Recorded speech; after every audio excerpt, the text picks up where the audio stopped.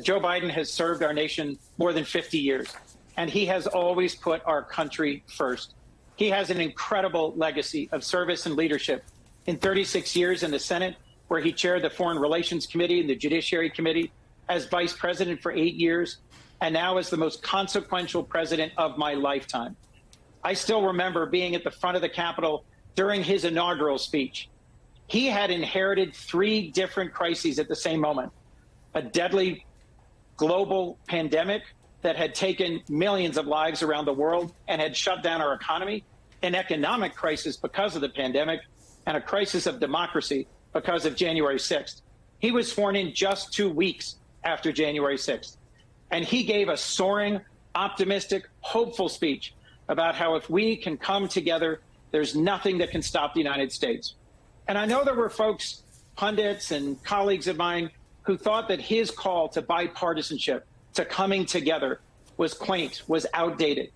And then I got to be with him in the following years as Joe Biden signed into law massive pieces of critical legislation to reinvest in our infrastructure, to rebuild our manufacturing, to confront climate change, to make our country safer from gun violence, to invest in caring for our veterans, to do more for community health than anyone in decades. His legislative accomplishments are epic, and I was very much looking forward to fighting hard for his election this fall.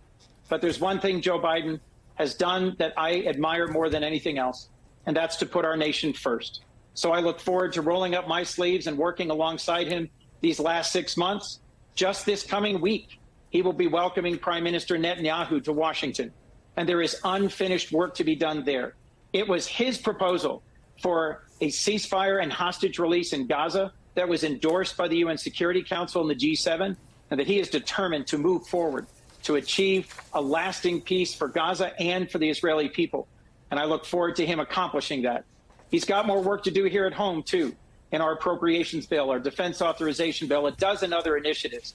And so in his last 6 months as our president and as the most senior and respected leader of our party, I know he will play a central role in the campaign this fall to make sure that Donald Trump is not returned to the White House, and that our next nominee, who I hope will be Vice President Kamala Harris, is elected this fall to continue the important work that President Biden and Vice President Harris have successfully carried out these last 3.5 years.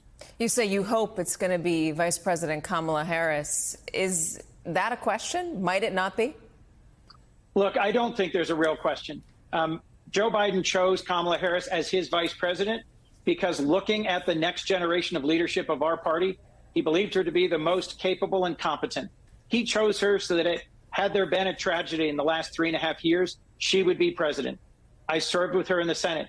I've served with her as vice president. I've seen what she is capable of, and I'm confident we will come together and support Vice President Harris at our convention in Chicago this August.